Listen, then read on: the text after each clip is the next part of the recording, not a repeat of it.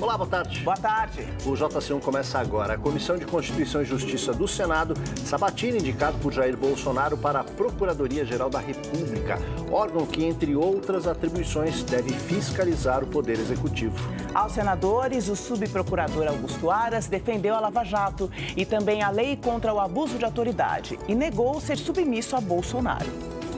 Em visita ao Brasil, o juiz espanhol que condenou o ditador chileno Augusto Pinochet por crime de lesa humanidade se diz preocupado com a democracia e os direitos humanos no país.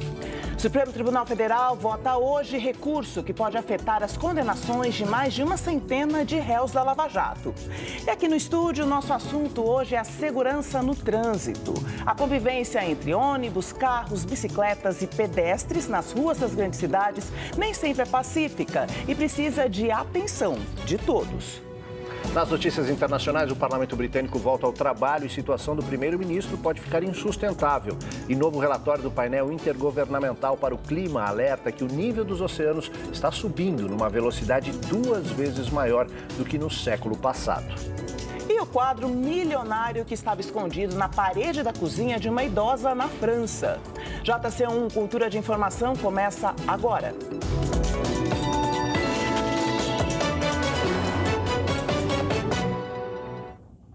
5 pessoas foram presas nesta terça-feira acusadas de terem torturado um homem no supermercado em São Paulo. Segundo especialistas, a falta de treinamento e fiscalização em empresas de segurança explicaria vários casos de agressão e de tortura que têm ocorrido em estabelecimentos comerciais, como shoppings e supermercados. As imagens mostram um homem acusado de furto recebendo choques e golpes de cabo de vassoura. A vítima ainda teve a boca amordaçada com um fio elétrico. A tortura durou cerca de 15 minutos. 5 pessoas foram presas suspeitas de participarem da tortura e uma ainda está foragida. Segundo a Polícia Civil, 4 dos suspeitos são funcionários do supermercado onde o crime ocorreu e outros 2 de uma empresa de segurança. A vítima possui antecedentes criminais pela prática de diversos furtos a supermercados, mas isso não justifica essa ação violenta e bárbara cometida contra ela. Este não é o único caso de agressão envolvendo seguranças. No começo do mês, um adolescente de 17 anos também foi torturado pelos agentes de segurança de um supermercado na zona sul da capital paulista após tentar furtar chocolate. O diretor deste centro de formação diz que, nesses casos, os vigilantes deveriam ter agido de outra forma. Ele deveria estar preparado emocionalmente para dizer não. Está aqui, está detido, fiz o meu trabalho, entrega para o gerente do supermercado e o gerente aciona 190 e daí toma as devidas providências junto à Polícia Militar. Mas o consultor em segurança e coronel da reserva da PM de São Paulo diz que não é bem assim. Só a Polícia Civil Militar Federal pode colocar a mão em alguém, exceto uma situação de flagrante. Fora disso, nem um vigilante, nem um segurança da CPTM, nem um guarda municipal pode colocar a mão no cidadão. Por lei, os vigilantes devem passar por uma avaliação psicológica, ter mais de 21 anos e nenhum antecedente criminal. São 200 horas de aulas, com lições como relações humanas no trabalho e direitos humanos. A parte prática tem defesa pessoal e uso de armas. A cada 2 anos é preciso fazer uma reciclagem. Segundo a Polícia Federal, dos mais de 2 milhões de vigilantes cadastrados, quase 500 mil estão empregados em mais de 100 mil empresas de segurança privada no país. Só para se ter uma ideia, segundo o Ministério da Justiça, o efetivo das polícias militares em todo o Brasil é de pouco mais de 400 mil homens e mulheres. Quase 1/4 das empresas de segurança em São Paulo tem ou já teve policiais militares como sócios. Muitas vezes são pessoas até com antecedentes criminais, ex-policiais expulsos das corporações por crimes que cometeram, pessoas que fazem dessa atividade um bico. Então as prefeituras, por exemplo, deveriam fazer isso, de regulamentar qualquer tipo de ação de pessoas em atividade de segurança ou vigilância que não esteja abrangido pela Polícia Federal. E justamente para combater casos de tortura, como que a gente viu agora, foi lançado hoje em São Paulo o Núcleo Monitora, coordenado pelo Instituto Vladimir Herzog. Essa é uma iniciativa inédita da sociedade civil para pressionar o Estado brasileiro a cumprir as recomendações do relatório da Comissão Nacional da Verdade. Um dos destaques no evento foi a reabertura da discussão sobre a lei de anistia no Supremo Tribunal Federal e a relação entre as falhas atuais na investigação e a perpetuação da violência. É fundamental que o Supremo Tribunal Federal entenda que o Brasil é signatário de um acordo internacional que entende que crimes políticos, crimes de tortura, de lesa humanidade não são passíveis de anistia e deve ser responsabilizado todos aqueles que cometeram esses crimes. O segundo ponto que é o sistema de perícia. O sistema de perícia hoje está viciado, despreparado, desqualificado e nós queremos valorizar para que o sistema de perícia, a perícia passe a ser um órgão extremamente importante para construir uma base para uma justiça justa e uma punição justa para aqueles que merecem. A Comissão da Verdade foi um órgão criado por lei para apurar violações dos direitos humanos ocorridas entre setembro de 1946 e outubro de 88. Funcionou entre 2012 e 2014 e produziu um extenso relatório em 3 volumes. O último capítulo trata dos mortos e desaparecidos políticos. O juiz espanhol Baltasar Garzón, responsável pela ordem de prisão do ditador chileno Augusto Pinochet em 1998 por crime de lesa humanidade, participa do evento e afirma estar muito preocupado com a violência no Brasil contra pessoas vulneráveis, crianças, defensores de direitos humanos, ambientalistas, comunidade LGBTI e indígenas. É muito peligrosa esta situação e não podemos permanecer callados. Para ele, o país regride ao questionar as conquistas democráticas e empoderar a ditadura. Garzón diz que é preciso reagir. É muito grave que a sociedade permaneça calada ou indiferente. A indiferença é o câncer da democracia. E a democracia não é uma conquista permanente, é uma luta contínua. É uma luta contínua. Agora a gente faz um giro pelas outras principais notícias do país. Pelo menos 31 pessoas foram presas, suspeitas de participar da onda de ataques criminosos que atinge o Ceará. E a Polícia Civil indicia 3 homens acusados de agredir um jovem na saída de uma balada em São Bernardo do Campo, na Grande São Paulo. Os homens aparecem nessas imagens de câmeras de segurança agredindo o jovem Roger Passebon Júnior, de 22 anos, que não esboça nenhuma reação. O crime aconteceu quando Roger saía de uma festa no ABC Paulista, na madrugada de domingo.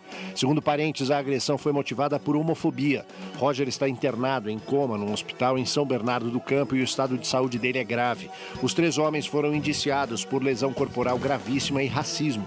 Em junho, o Supremo Tribunal Federal determinou que a discriminação sexual e de gênero passasse a ser punida pela lei de racismo.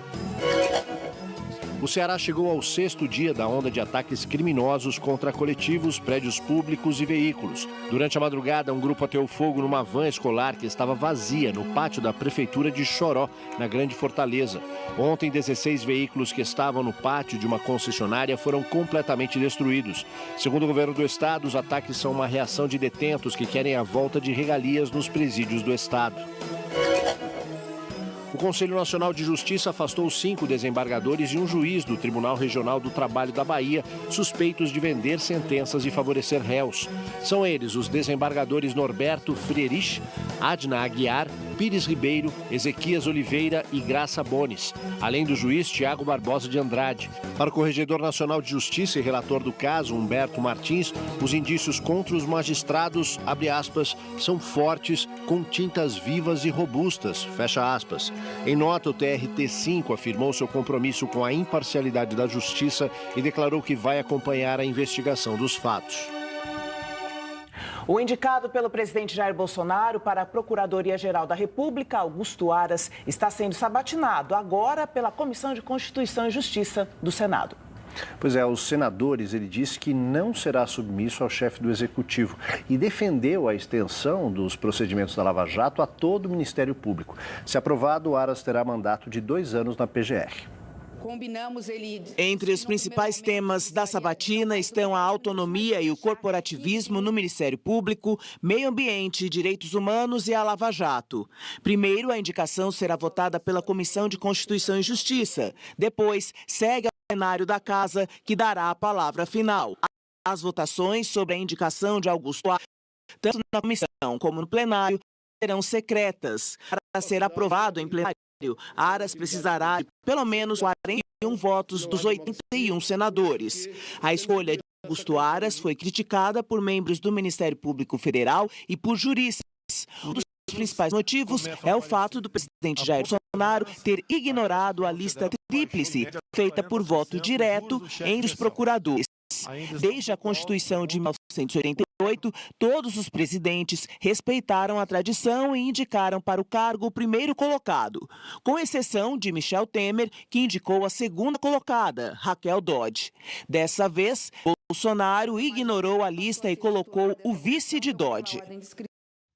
Hoje, no final da tarde, o Congresso volta a analisar vetos presidenciais. Na sessão de ontem, foram mantidos 15 vetos da Lei de Abuso de Autoridade. Outros 18 vetos de Bolsonaro foram derrubados. Em sessão conjunta, deputados federais e senadores decidiram que voltam a caracterizar abuso de autoridade, não se identificar como policial durante captura e interrogatório, insistir em interrogar quem quer ficar em silêncio e também quem exigiu a presença de advogado, constranger um preso a produzir prova contra ele mesmo ou outra pessoa e decretar prisão fora das hipóteses legais.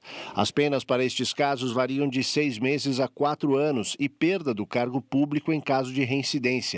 15 vetos de Bolsonaro foram mantidos. O presidente do Senado, Davi Alcolumbre, negou que a derrubada dos vetos seja uma retaliação à operação da Polícia Federal no gabinete do senador Fernando Bezerra na semana passada. Alcolumbre argumentou que a apreciação dos vetos ajuda a fortalecer a democracia e é uma necessidade porque o Congresso precisa liberar a pauta e votar o projeto de lei de diretrizes orçamentárias. A decisão é definitiva. E o Supremo Tribunal Federal começa a julgar daqui a pouco um pedido de habeas corpus que pode gerar uma reviravolta nas prisões da Operação Lava Jato. O caso que será julgado hoje é o do ex-gerente da Petrobras, Márcio de Almeida Ferreira, que pede a anulação de sua sentença com base nos mesmos argumentos que também anularam a condenação de Ademir Bendini no final de agosto. O plenário vai decidir se há desrespeito ao direito à defesa nos casos em que acusados e delatores têm o mesmo prazo para entregar suas alegações finais no processo. Outros condenados também entraram com pedidos semelhantes no Supremo para anular suas sentenças. O relator da Lava Jato no tribunal, o ministro Edson Fachin, decidiu levar os pedidos ao plenário para haver um entendimento único sobre a questão. A defesa do ex-presidente Lula também pediu anulação com base nos mesmos argumentos de 2 condenações, a do triplex do Guarujá, caso pelo qual está preso, e a do sítio de Atibaia, caso pelo qual foi condenado em primeira instância. E um forte tiroteio apavorou moradores da favela da Rocinha, na zona sul do Rio de Janeiro, hoje pela manhã. Segundo a PM, policiais da unidade de polícia pacificadora foram atacados. Pelas redes sociais, os moradores relataram um medo, como nessa foto que você vê aí, que mostra crianças abaixadas no corredor da escola durante o tiroteio. Ontem, outro tiroteio assustou crianças quando saíam de uma escola no complexo do Alemão, na zona norte. O local fica próximo à comunidade da Fazendinha, onde a menina Ágata, de 8 anos, foi baleada e morreu na sexta-feira passada. O Conselho Indigenista Missionário, o CIMI, da Igreja Católica, divulgou um relatório sobre agressões a índios no Brasil. Os números mostram o aumento dos assassinatos e o avanço contra terras indígenas. Segundo o relatório, em 2018 foram 109 os casos de invasões possessórias ou exploração ilegal de recursos naturais. Em 2017 foram 96. Em 2019 até agora já são 160 casos. Além do aumento numérico, há também aumento na abrangência das invasões de terras indígenas. Em 2018, elas atingiram 76 terras indígenas diferentes, distribuídas em 13 estados do país. Os 160 casos contabilizados até setembro deste ano afetaram 153 terras indígenas em 19 estados. Também houve um aumento no número de assassinatos registrados em 2018, 135, sendo que os estados com maior número de casos foram Roraima e Mato Grosso do Sul. Em 2017, foram 110 homicídios. A violência encontra o descaso institucional. Das 1.290 terras indígenas no Brasil, 821 apresentam alguma pendência do Estado para a finalização do processo demarcatório e o registro como território tradicional indígena na Secretaria do Patrimônio da União. A Constituição Federal de 1988 determina a demarcação de todas as terras indígenas no Brasil. Isso deveria ter acontecido até 1993.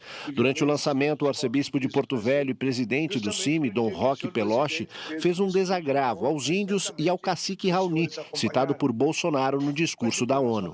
Ao tratar a liderança indígena Raoni e demais lideranças indígenas como manipuláveis, o presidente exala seu pensamento e sentimento preconceituoso e o racismo calcado na falta de conhecimento em relação aos povos indígenas do Brasil ou na sua má-fé relativamente ao tema.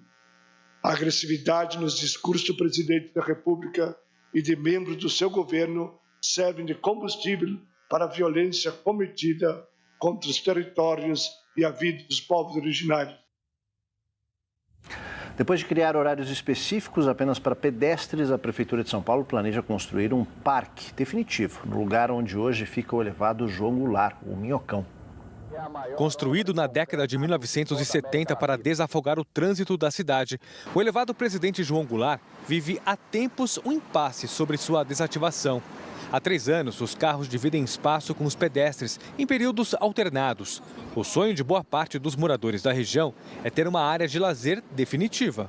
Eu defendo transformar num parque, porque atende todo mundo, a comunidade à volta. Aqui não tem muita opção para esporte, e aqui também vira um polo de cultura no final de semana. Como você pode ver, eu tô andando com meu cachorro, eu venho aqui todo final de semana, todo feriado, sempre que eu posso, e dá pra ver que tem muita gente. Então, eu acho que a solução, principalmente aqui pro centro de São Paulo, é um parque. Após a criação de restrição de horários a veículos durante a noite e também aos finais de semana, o próximo passo da Prefeitura para dar início à desativação do Minhocão é transformá-lo num parque definitivo, primeiramente com 900 metros de extensão. A partir daí serão feitos novos estudos para avaliar os impactos do trânsito na região sem um elevado. Quase 80 mil carros passam diariamente pelos mais de 3.500 metros de via. Sem um Minhocão, esse fluxo de veículos terá de seguir pelas ruas do entorno. Esse foi um dos pontos discutidos em evento da Associação Brasileira de Jornalismo Empresarial. O que a gente identificou com o impacto é basicamente na área do entorno, especialmente embaixo do Minhocão, na Amaral Gurgel e na São João. E para isso a gente está agora numa segunda fase de estudos, visualizando quais as outras possibilidades para reduzir esse impacto. Agora vamos para o tema da nossa conversa aqui no estúdio. Para quem vive nas ruas das grandes cidades, o trânsito é uma batalha diária com muito estresse, acidentes, mortos e feridos. A disputa pelo espaço envolve motoristas, ciclistas, pedestres, motociclistas, um cenário que preocupa pelos números. A cada 5 horas morrem em acidentes, a cada hora, 5 pessoas morrem em acidentes de trânsito. É só abrir o aplicativo logo cedo e já dá para notar que o dia atrás do volante não vai ser nada fácil. De manhã, mas de 5 horas começa. É motorista invadindo faixa, motociclista trafegando entre carros, fazendo zigue-zague sem dar seta. Esse dia eu quase atropelei um. Tem também bicicleta dividindo espaço com pedestre em plena calçada. Muito perigoso, porque eles descem montados, né?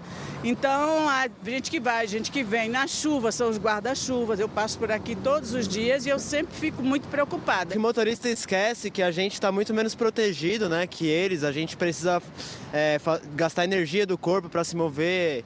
Às vezes eles são um pouco impacientes, né? Nem sempre respeitam o corredor para a gente passar. Bom, tem uma série de coisas, né? Para melhorar. E ciclista respeita pedestre? Nem sempre.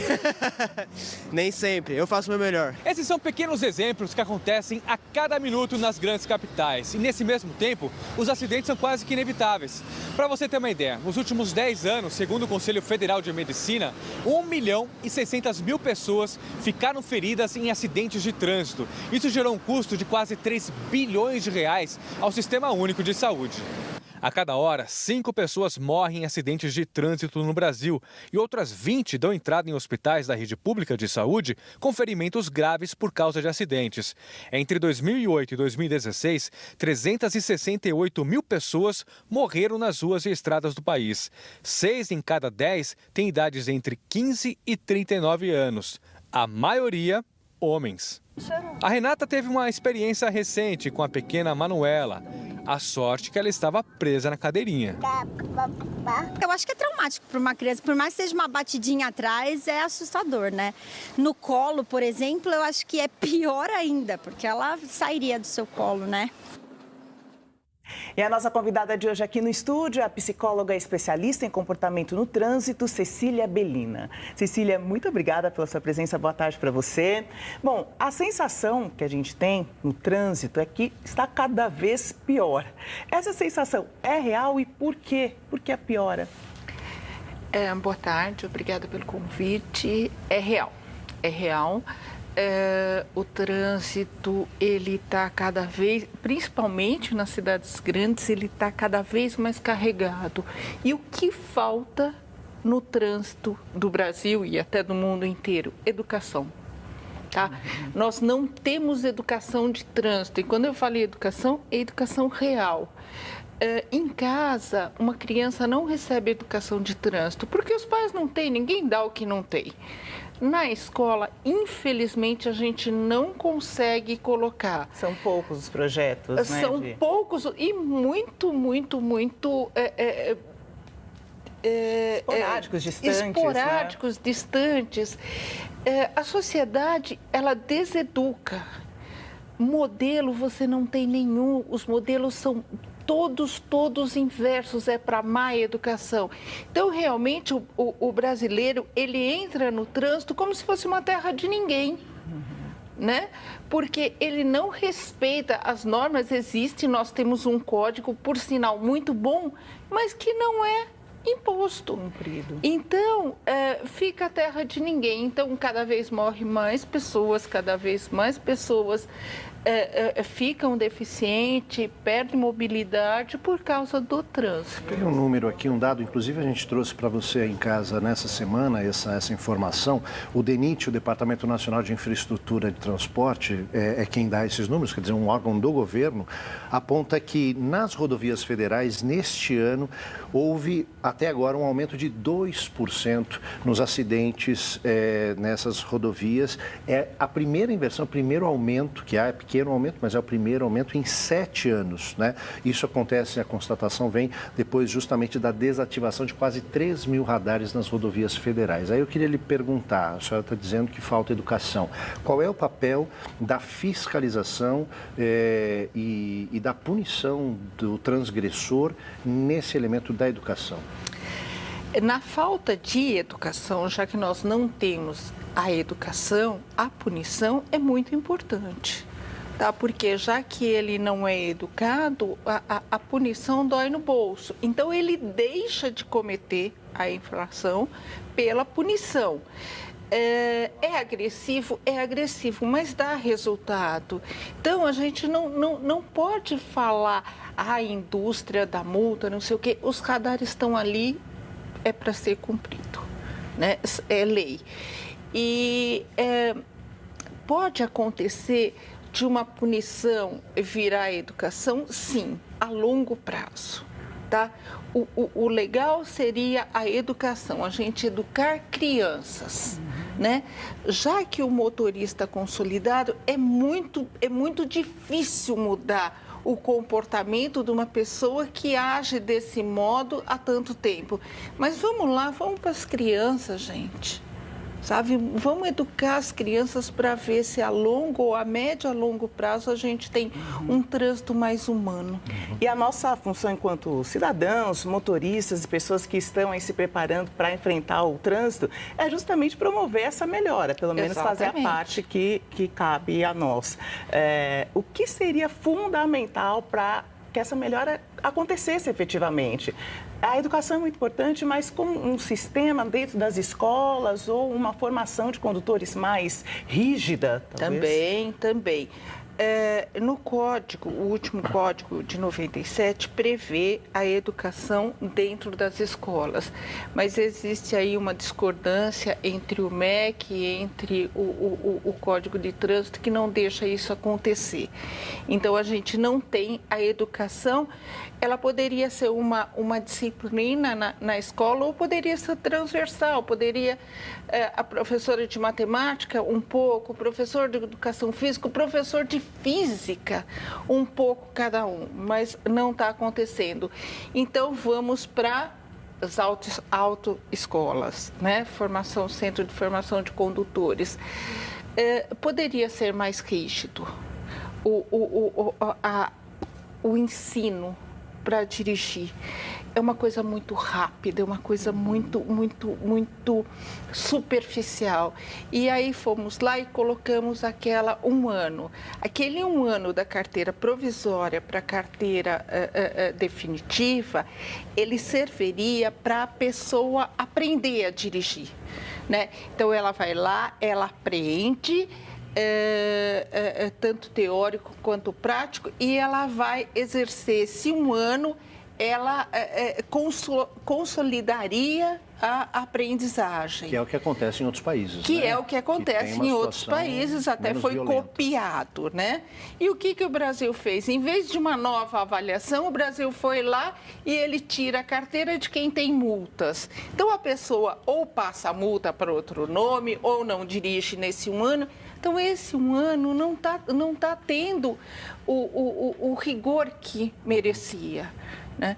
Então, também é uma instituição que está precisando de mais seriedade, de mais fiscalização em cima de formação de condutores. Cecília, muito obrigado pela participação no JC. Uma ótima tarde para você. Obrigada para você. Obrigada, Cecília. Até a próxima. Bom, e hoje no Espaço das Artes nós recebemos o tenor Tiago Arancan, que é protagonista do musical Fantasma da Ópera, que ganhou ontem, inclusive, o prêmio Bibi Ferreira. Está com a gente hoje. Muito obrigada, Tiago, pela sua presença. Parabéns pelo prêmio de ontem. Obrigado. A você e toda a sua equipe. O prêmio de melhor musical e melhor musical no voto popular. A gente está muito feliz, todo o elenco, toda a equipe. E, Tiago, a sua carreira no exterior tão longa, passando por diversos países, agora você tem essa tarefa, a missão de levar a música erudita e o teatro musical para o maior número de pessoas. Como tem sido essa missão aqui no Brasil? É uma honra, né, poder estar no meu país, interpretar o musical dos musicais. A gente já está em cartaz há mais de 1 ano e 2 meses, com mais de 400 apresentações e temos fôlego. Vamos até dezembro, até o dia 15 de dezembro, com 7 sessões semanais. O público sempre comparecendo, então quem quiser ir tem que correr porque os ingressos estão acabando. Que ainda dá uma tempo. Felicidade. Eu venho com o intuito de democratizar a música, já percorri o mundo inteiro, mas queria aqui desbravar o meu país. Então voltei nesse intuito. O projeto musical Fantasma da Ópera veio também contemplar esse momento. Estou muito feliz de dar vida a esse personagem, que é um ícone para as artes em geral. Uma referência, sem dúvida. A gente está ansioso para ver o que você preparou para a gente hoje. Um trechinho da Música da Escuridão. Por favor. Music of the Night.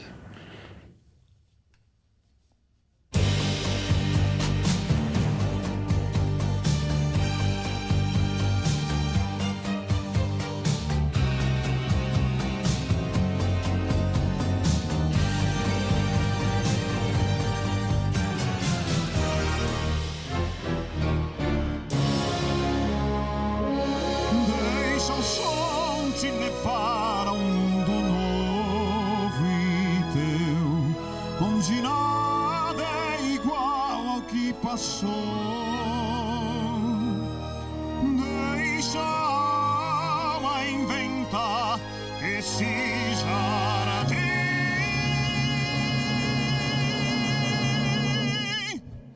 onde então pertencerás a mim. Leve, solta, estás embriagada. Toca, sente, eis a nova estrada. Deixa-te levar pela sombra em teu olhar, ao poder da minha cálida canção. A música que vem da escuridão.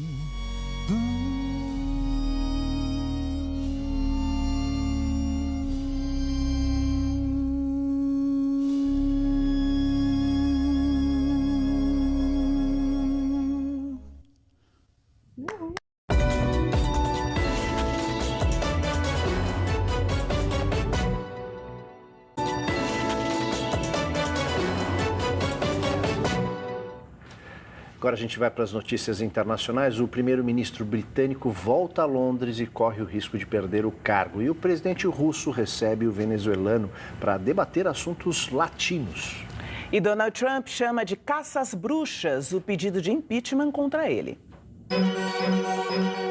Em Washington, nos Estados Unidos, a presidente da Câmara dos Deputados, Nancy Pelosi, anunciou a abertura de um inquérito formal de impeachment contra o presidente Donald Trump.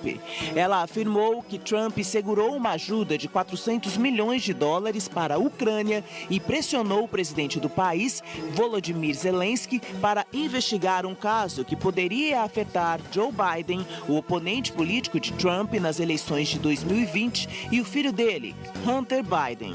O presidente norte-americano chamou o inquérito de caça às bruxas e prometeu liberar ainda hoje uma transcrição integral do telefonema.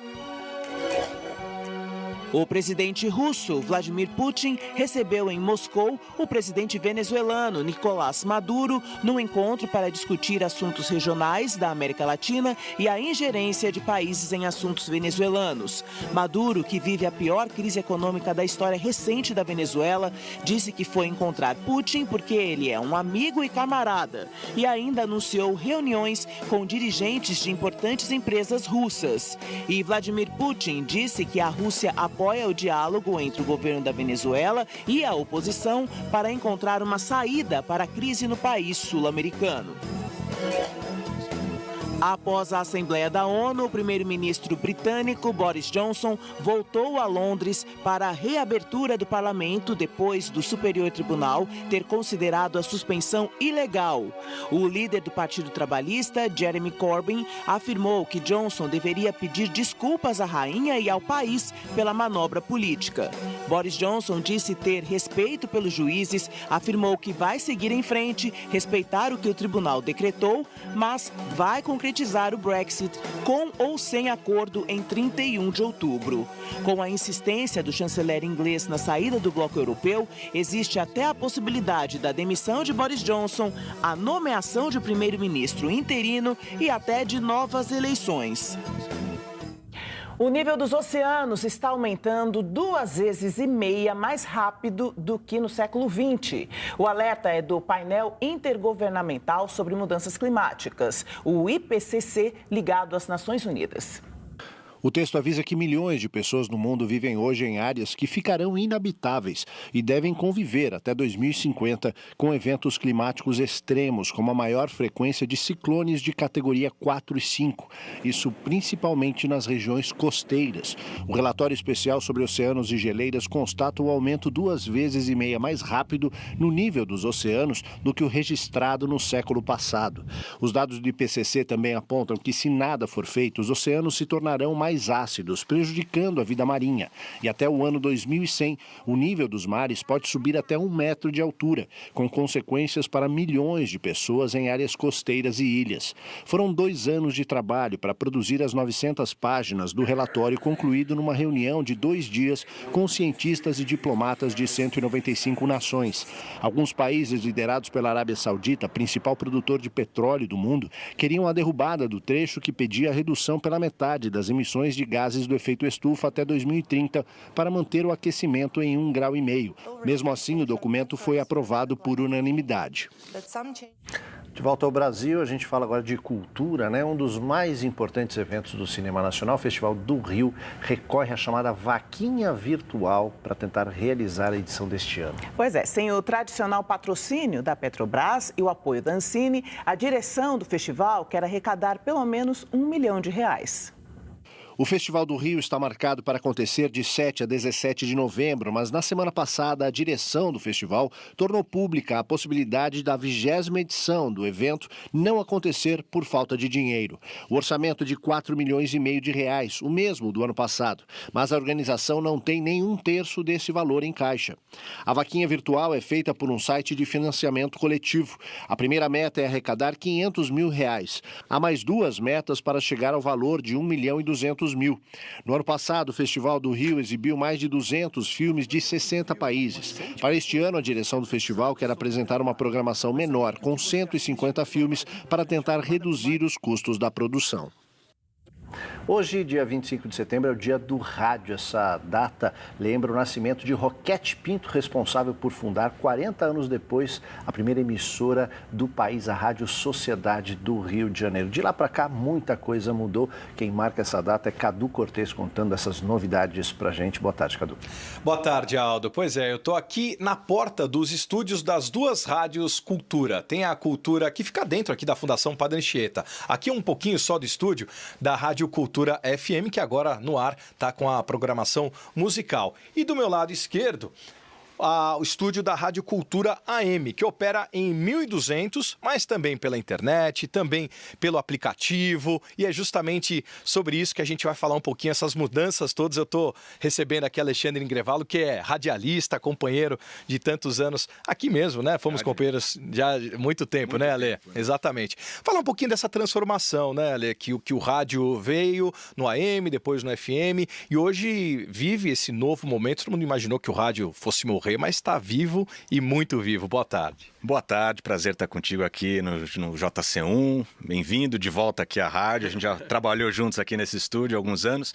O rádio está muito vivo, está sim muito vivo. Acho que das mídias é a que mais está forte, porque é a coisa da instantaneidade, né? Da rapidez, da agilidade da informação, do agora, né?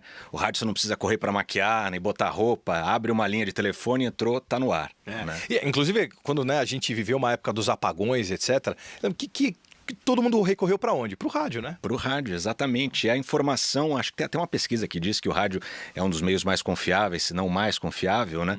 É justamente por isso, é o meio que você acessa a qualquer hora, em qualquer lugar, né, Cadu? E a gente tem essa questão do vídeo on demand hoje, né? Com essas plataformas digitais. E o rádio hoje, acho que o rádio on demand, não sei se existe essa expressão ou não, mas as pessoas vão procurar o conteúdo que elas querem ouvir com a história toda do podcast, por exemplo, né, Lê? Que é o futuro do rádio. Acho que como tem o VOD, né, o vídeo on demand, acho que o podcast, a gente pode dizer que é o on demand do rádio, né? Que a pessoa acessa o programa que ela quer ouvir, na hora que ela quer ouvir, e não tem mais a coisa do tempo também. Programa de 15 minutos, de 20, de 1h e 10, ela se interessa pelo tema e procura. Ou seja, mesmo sem a história do AM, que a gente batia um papo antes, ainda vai demorar até 2023 para as bandas, né, as emissoras que pediram essa migração, com o streaming, né, a melhora também na qualidade da internet, as rádios estão transmitindo de tudo quanto é lugar. Também de todo lugar, além do podcast da internet, a gente aqui na Cultura tem o Cultura Digital, né, o aplicativo que você ouve ali do teu celular, baixa facinho, gratuitamente, então tá na mão, né? Muito bem, só para encerrar aqui, Ale, eu sempre vou pedir uma licença aqui. Sim, por favor. Vamos ver se eu sei fazer isso aqui ainda. Vamos ver se eu sei fazer. Eu vou rapidamente aqui, ó. Vamos ver se eu sei fazer, hein? Atenção. Rádio Cultura Brasil, 1h40. A gente ouviu o som do Almério. Por que você? E daqui a pouquinho tem Ana Canhas. O amor é mesmo estranho e muito mais. A gente volta para os estúdios. Muito bem, Cadu Cortez invadindo as ondas do rádio. Valeu, Cadu. Obrigado. E daqui a pouco aqui no JC1, um quadro renascentista é encontrado em Paris. A obra, avaliada em 30 milhões de reais, foi descoberta na cozinha de uma idosa. A gente volta já já.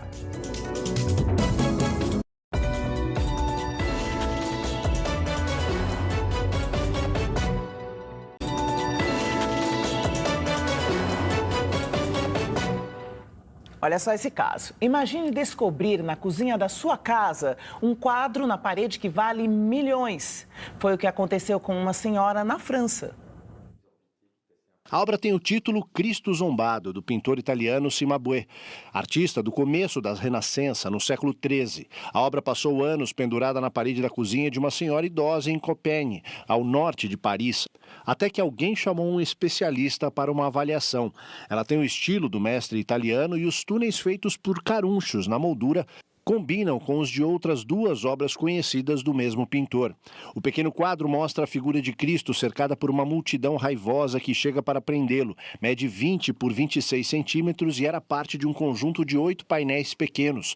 Cimabue rompeu com o estilo grego de pintura sem perspectiva e introduziu humanidade na cena, o que era totalmente novo em 1280. Por isso a obra é importante para a história da arte. Ela está avaliada em 30 milhões de reais e será colocada à venda por uma casa de leilões francesa no dia 27 de outubro. Agora, outra reflexão do nosso cotidiano que vem do mundo das artes. O celular está tão presente no nosso cotidiano que um fotógrafo norte-americano resolveu tirar ele de cena para escancarar a nossa dependência. Removed, removido, é o nome da exposição de Eric Pickersgill. Para o fotógrafo, o celular é um membro fantasma do corpo. Vai conosco para todos os lugares. Mas se estamos com outras pessoas e usamos o aparelho, ele divide nossa atenção e mostra ao mundo real que estamos ocupados e disponíveis apenas para o contato virtual. Eric teve a ideia das fotos num café em Nova York. Da família sentada ao lado dele, pais e 2 filhas, só a mãe não estava focada no celular. E por isso mesmo estava triste, acompanhada e solitária ao mesmo tempo. O fotógrafo diz que vê esta cena em todos os lugares, por isso resolveu recriá-la em diferentes situações nos Estados Unidos e na Ásia. Um alerta sobre as implicações sociais e físicas que a união de pessoas e celulares traz, mudando comportamentos.